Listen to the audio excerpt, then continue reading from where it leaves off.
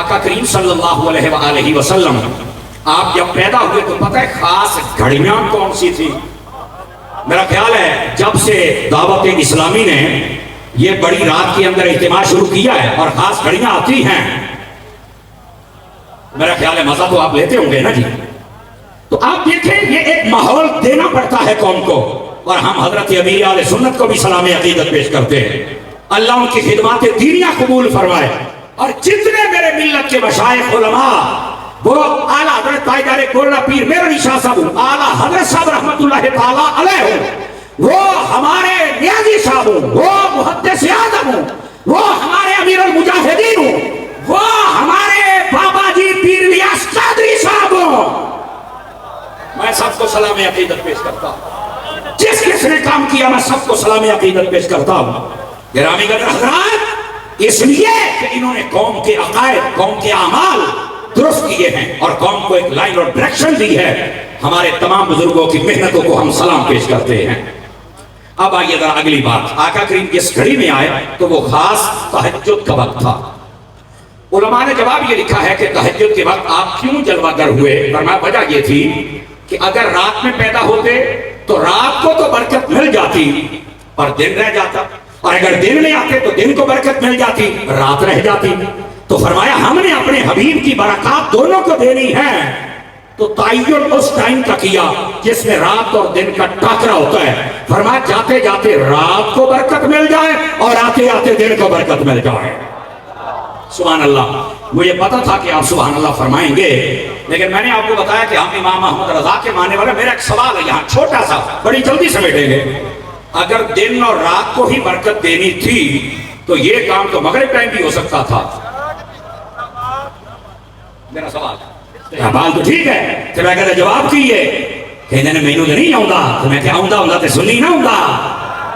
اور یہ دل چلی گال ہے کہ سونا بھائی جان، فقط یہ مقصد نہ تھا کہ رات اور دن کو برکت دینی ہے، ایک مقصد یہ بھی تھا پر فقط یہ نہ تھا۔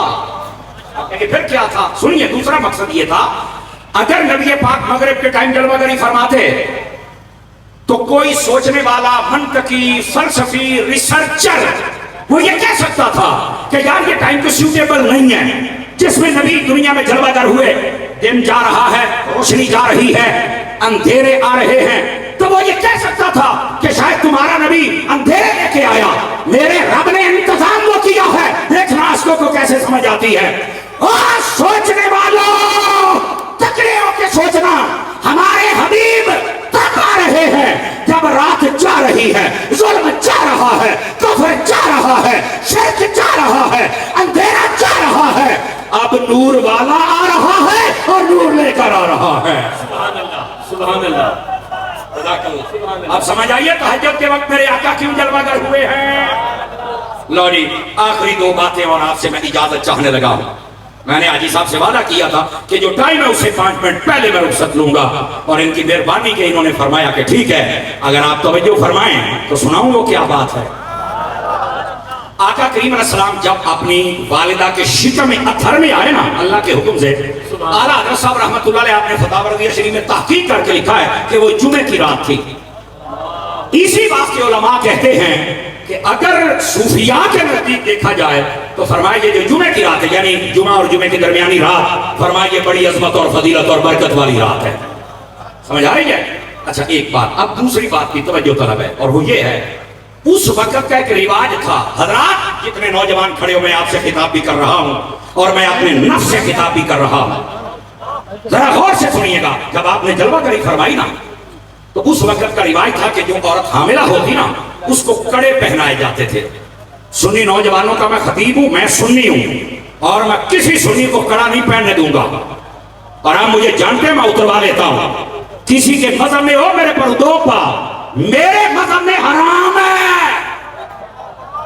بولو بولو بولو بولو بولو اللہ، حرام ہے، یہ نہیں پہن سکتے۔ ایک انگوٹھی وہ بھی چاندی کی اور وہ بھی ایک نگ والی آپ پہن سکتے ہیں۔ کوئی مولوی ہو، پیر ہو، نقیب ہو، سجادہ ہو، شہزادہ ہو، نہیں دوسری انگوٹھی پہن سکتا۔ سبحان اللہ۔ وہ ڈریا نہ کرو بھائی جان، مولویاں پیراں دی بھی اصلاح ہو سکتی ہے۔ کیا بات ہے. دیکھو وہ سارے چوپ ہو گئے ہیں. کیوں یہ حضرت اللہ کے بندے یہ کس نے کرنی ہے؟ ہمارے یہاں جی حضوری نے بندوں کو مار ڈالا ہے. جی حضوری بعد میں کر شریعت پہلے ہے. بے شک سبحان اللہ. قسم خدا کی شریعت پہلے ہے. ایک انگوٹھی آپ نہیں پہن سکتے دوسری. توجہ. اور یہ بات سمجھنے والی ہے. جب حضرت اماں آمنہ کو کڑے پہنائے گئے نا, اب میں آہستہ سے بات کروں گا, سمجھنی آپ نے خود ہے. وہ پہنا کے ابھی باہر گئی ہیں, پیچھے سے کڑک کوئی کڑے ٹوٹ گئے جو پہنائے گئے تھے.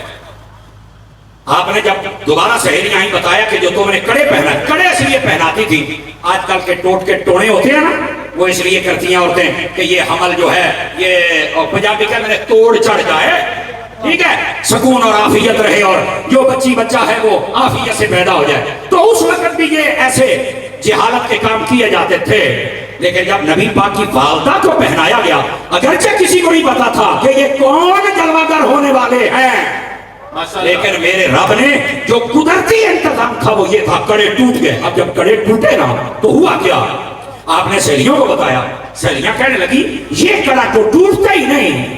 صاحب سبل الہدا والرشاد نے ایک نکتہ لکھا ہے, فرمایا یہ اس لیے ٹوٹے تھے, لوگ کڑے پہنتے ہیں کہ ہم فلاں کے قیدی ہیں, فلاں کے قیدی ہیں.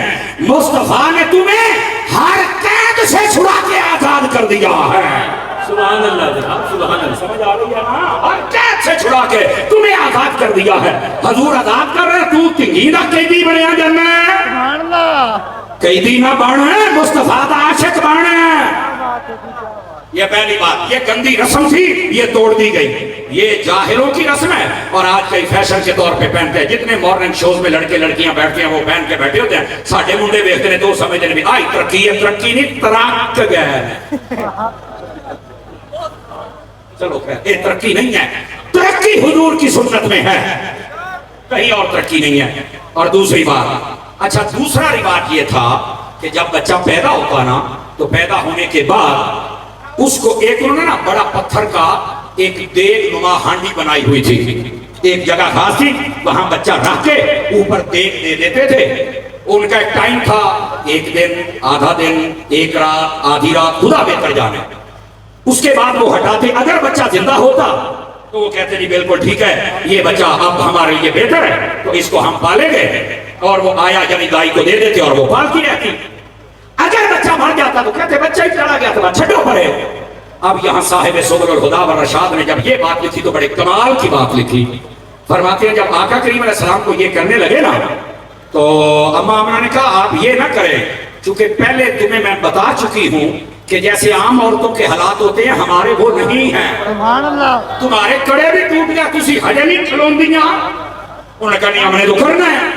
نبی پاک اس مقام پہ رکھ کر جب اوپر دیا گیا نا وہ دیگ نما, وہ جو ہنڈی تھی, تھوڑی دیر کے بعد ایک آواز آئی اور سارے بھاگ کے گئے نا تو ہانڈی دو ٹکڑے ہوئی پڑی ہے اور مصطفیٰ جان رحمت بیچ میں مسکرا رہے تھے.